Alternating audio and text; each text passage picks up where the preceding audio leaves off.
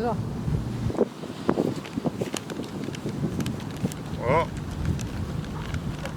today is a nice day, fall, October, September, and what I want to talk about here is our culture as Native people, and we have many social problems in our life, and the way we learn in the olden days. I guess I was born, and as a kid,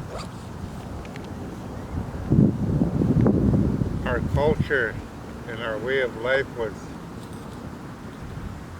diminishing, disappearing. Slowly, we were changed from a different way of understanding life to the modernized world we live in. So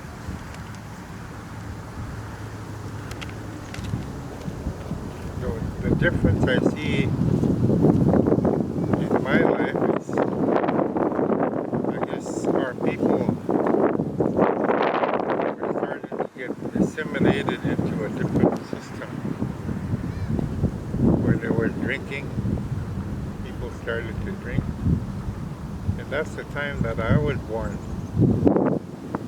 So my parents must have been already drinking, and my grandparents didn't want me to grow in that environment. So I was adopted to my grandparents, and my name is Oliver Coyle, and my other brothers and sisters are named Nalgijik, my father's name. So I was born out of wedlock before the name change. So growing up with my grandparents, they taught me how to live, how to think, how to be cautious, how to understand. At a very young age, and I also speak the language. Most of the language is educational language to understand things, to understand the process of living. So when I was raised, the first thing I guess that you look for in a child is not to break that child's thinking. So you were taught with tender loving care, knowledge. You had knowledge of handling a child at the early age. So that's what I learned. Also, in return, I was taught with tender loving care. They took care of me even though they had their own kids. I was the number one. I wasn't treated any different.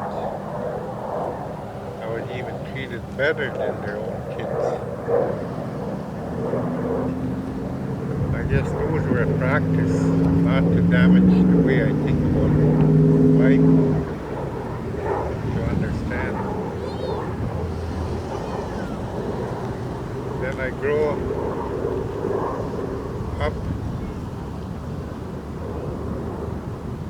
Then I didn't really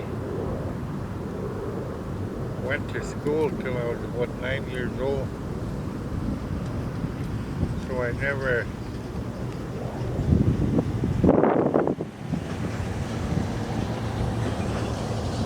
associated with kids at the younger age, at the smaller age. I was already big when I went to school. But going to school taught me another way of living. As a result, I didn't like living that way. I didn't like living that way, so I told my grandpa one day, when I was pulled out of school, I only went to grade 3 education, so I never really lost my culture. Went to school for a couple of years. Then, when my grandmother died, that's when I started to see the change in our life. My aunties and my uncle started drinking maybe, exercising, I guess, a different way of life. But the children were neglected. When you moved from, I guess we were supposed to learn and live like this to take care of our children and allow them to grow with understanding. But when we moved over here to a different culture, it was different understanding, broken promises, no discipline and looking after it, make sure everybody eats. Most of the living rules were forgotten.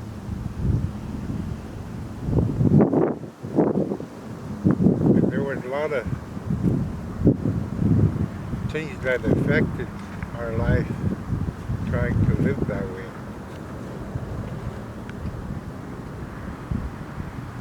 So it also, our own culture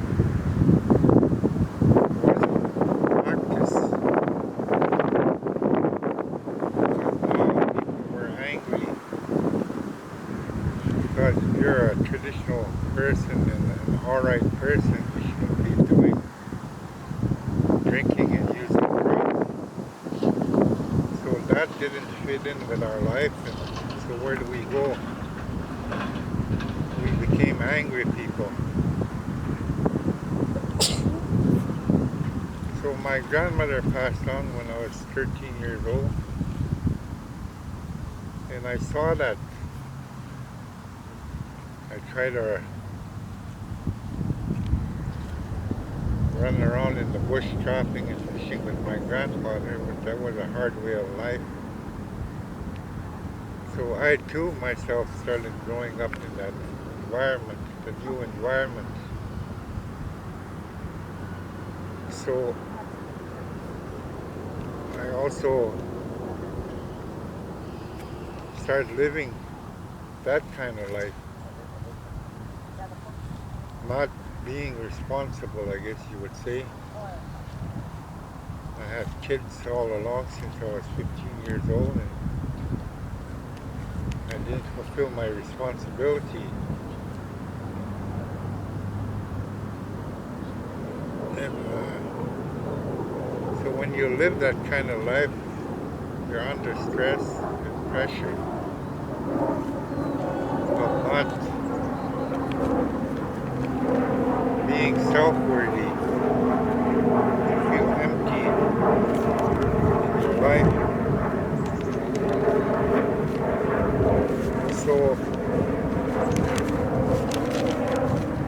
So eventually,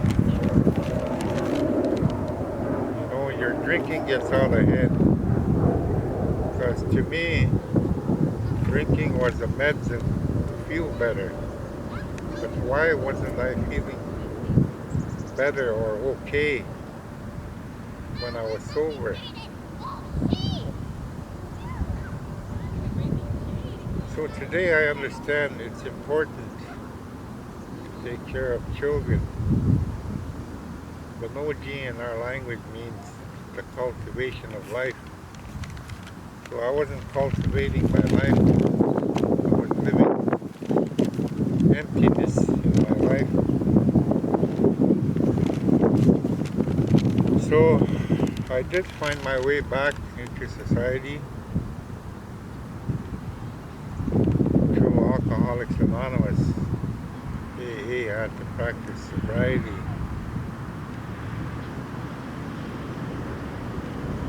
Sobriety is only to deal with alcoholism. So after I sober for a while, I started understanding I was living the sobriety life before I started drinking. My family was living the sobriety life. They weren't doing anything.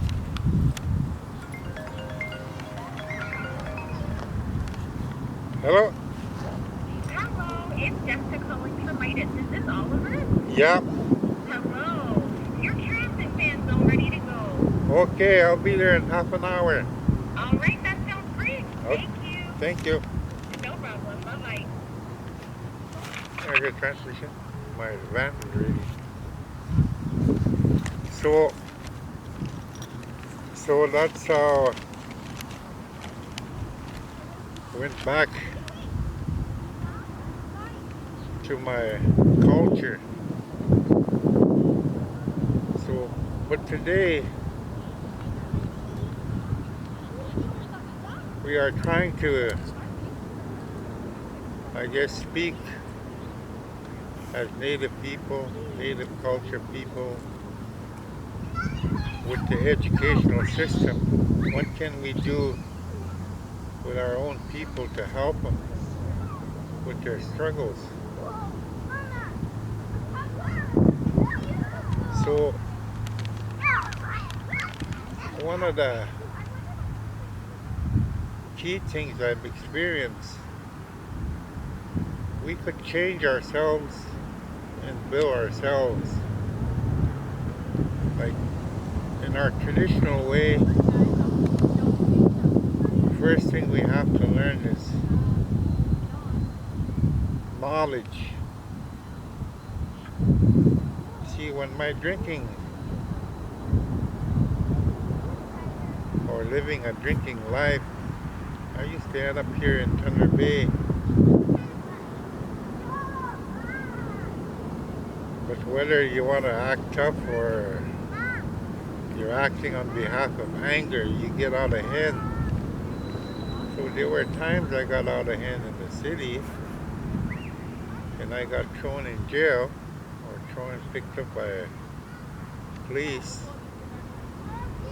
I tried to fight back. I might have beat up one, but there's 10 more come, so you never win. But at the time, if I wanted the Thunder Bay Police to change, I don't think they would have accommodated my behavior. I was the sick one.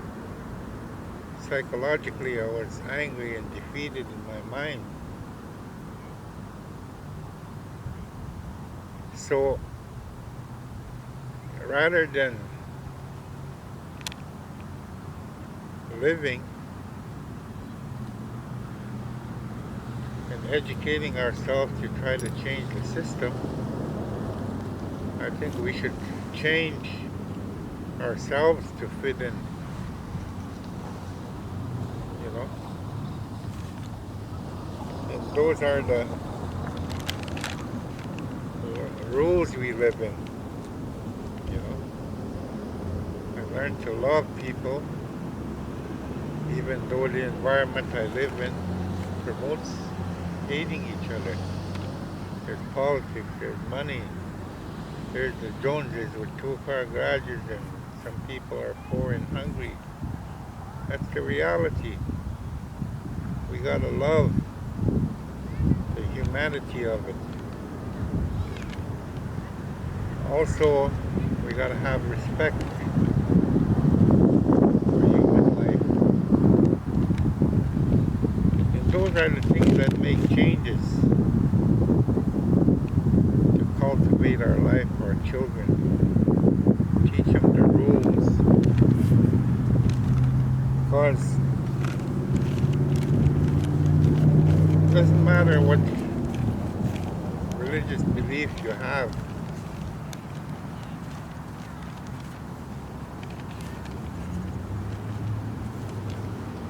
It's all knowledge. It's how we think. But the true people that are okay are gifted. Whether it's God, Jesus, or the psalmist,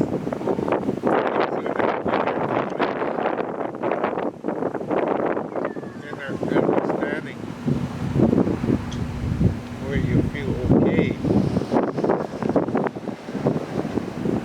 So that's what we gotta have, find peace within ourselves.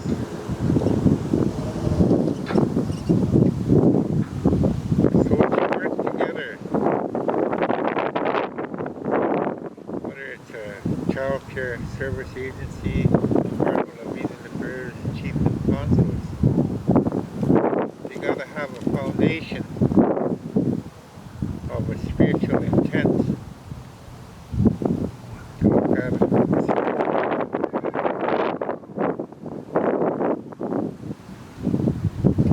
Also,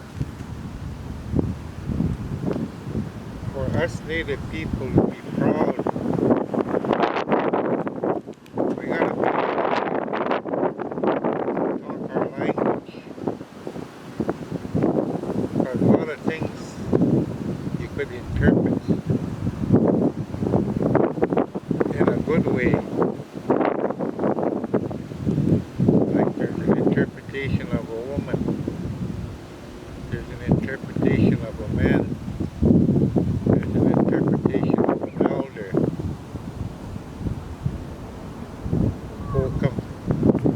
And it also relates, our life relates to the environment around us. The four elements of life is our life. Without that, we don't exist. Because we know that today we've got a high rate of diabetes and heart problems. Because we're not eating the natural food anymore. We're eating second, third, or fourth level of food. In reality, if you plant potatoes, you get good potatoes the first year. If you plant potatoes the second year, well, they're still there, but they're getting small. Third year and the fourth year, potatoes don't grow anymore on that same soil. So even the soil gets weak. So that tells you the food we eat is not from the natural source anymore. So this is why it doesn't provide us with healthy eating. And if we're not healthy in eating, feel up to par, because of that, we get addicted. We buy a lot of Red Bull to give us that kick that the food doesn't have anymore. But I remember as a kid, trapping, we used to walk 10 miles on a sandwich sometimes. And at the end of the day, I have a little chunk of beaver meat. Boy, that used to make me feel real high, rather re-energized from that meat. Today we have artificial things that are provided by the industry to do that. This is why it's easy to get addictive things that are not good for our bodies.